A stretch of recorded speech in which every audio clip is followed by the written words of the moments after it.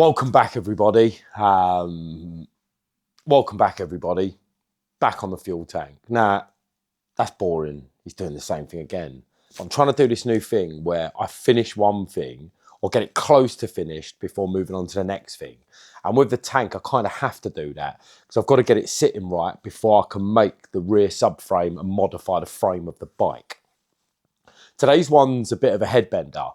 I've not done anything remotely close to this before. Well, I've done the welding and the cutting and the wiring and all that stuff, but I need to set up the fuel system. So it's a fuel injected bike, but it's inline regulated. So you've got your fuel rail, your fuel goes into the rail at the right regulated pressure.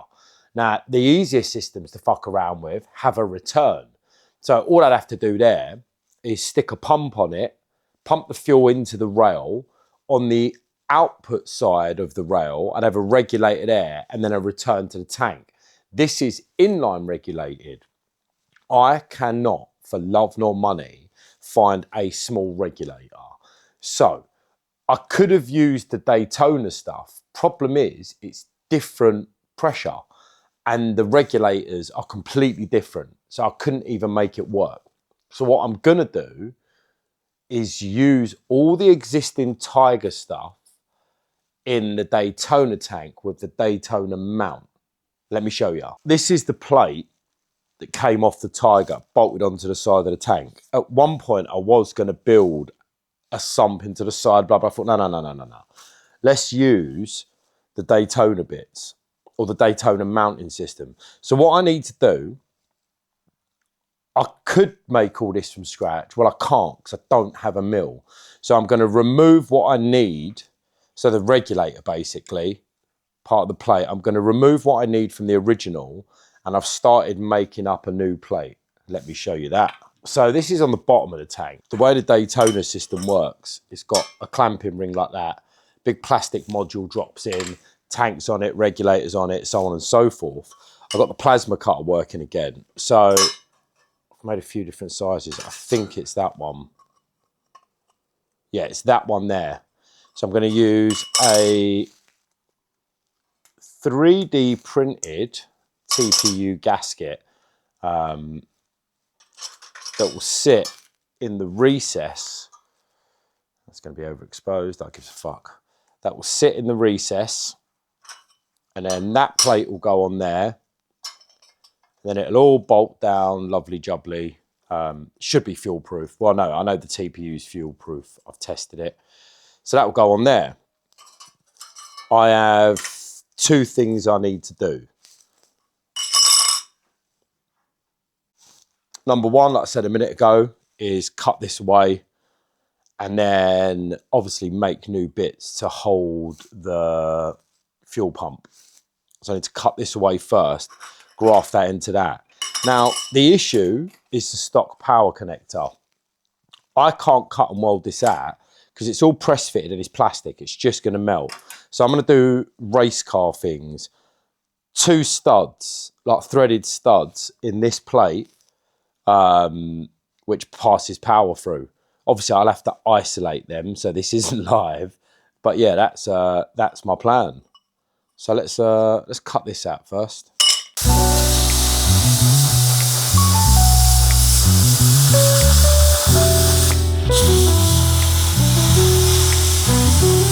And now I need to make this kind of a uniform shape.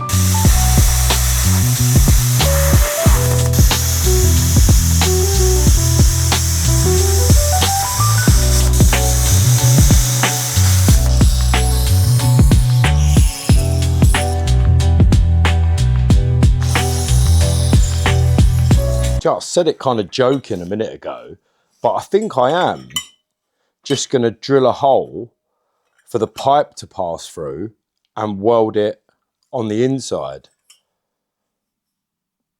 Yeah. Can I see a problem with that? All right, and then I'll get all this nickel plated again, or whatever the gold one is. If anyone knows what this is, what plating, pretty sure it's nickel plated. So I've cut a couple of plates out. 100mm is just a bit too tight. 98mm, this one was 97mm, too loose. So I'm going to do a 99. When you plasma cut, especially CNC, you have what's known as a kerf line. It's the waistline. And I've obviously got my kerf set wrong because the 100mm is 101. So if I come down to 99mm, that should do it. Let's do some CNC. Right, you probably can't see that, but yeah, the last one it was 98mm, so they do 97mm. Make that smaller. File, fractured in.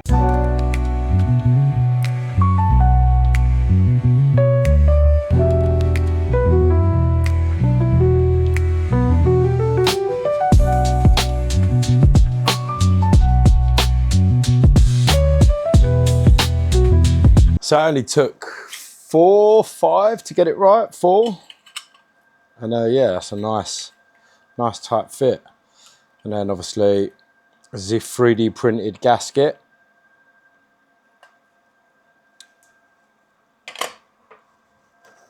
Look at that. See if it bolts on.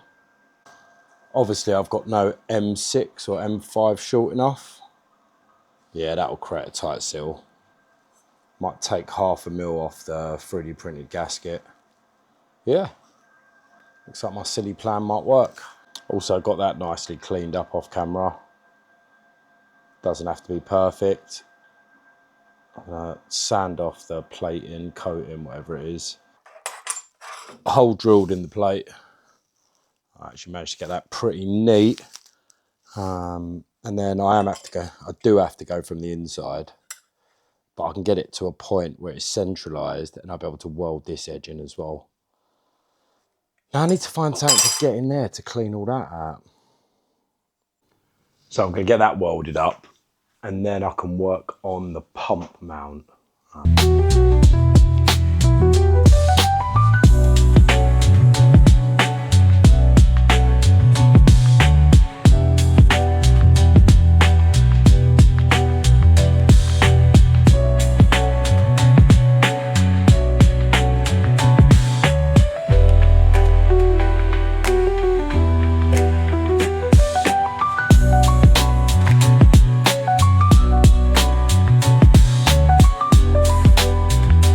That'll do.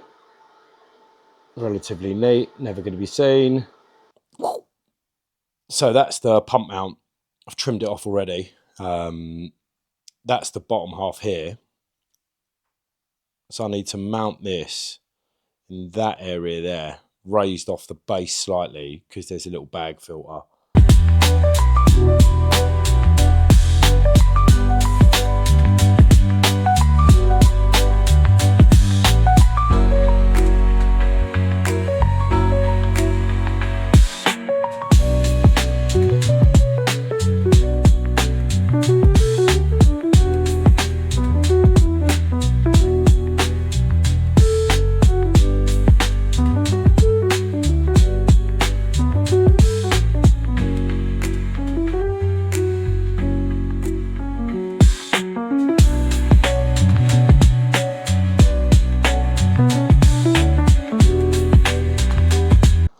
So I've just tacked this on and then realised the clamping method with the ring wouldn't work.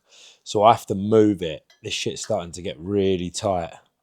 If I pop that there, everything clears, everything will work. Let's get it tacked on for a second time. Tack it on, fuck. Oh. Does anyone know of any thin welding gloves?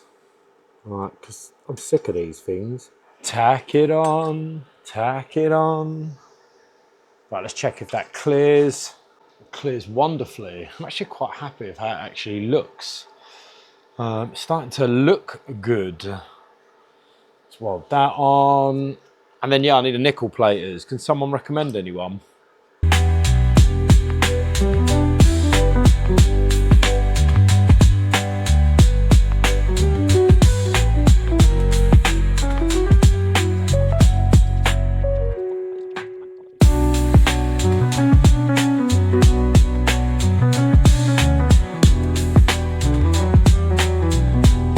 Right, in my quest to keep all of this as stock as possible, just spares, repairs, makes everything easier, I've just made my life difficult. So I've just been wrestling with this for ages. So I've just had to bend the feed pipe. The only way I can get it in, I'll show you. So, yeah. I'm waiting for the power connector to turn up. I have to fold that in. There we go, it's in. And then what I have to do is then fit the regulator. Yeah, this is, I hate it. What am I doing? Yeah, oh, actually, maybe I can do it. No, then the regulator's on. And that's it, it's in place. So yeah, I've got, battery died. So I've got two gaskets. The one that's going to sit on the top half, and then obviously I've got one to sit underneath that I need to make into like a top hat, so it slots into the hole. This is at the lowest point of the tank, so I won't be wasting fuel. I need to, so that's the original filter inside the tank, but I need to get a smaller one, otherwise this just isn't going to work. And then a little bit of hose, little U-bend of hose in there. But yeah, essentially that is done. I've got some 3D printing to do. I'm going to leave that there. In fact, I'm going to show you the piece. Let's show it off. Happy with how that's come out.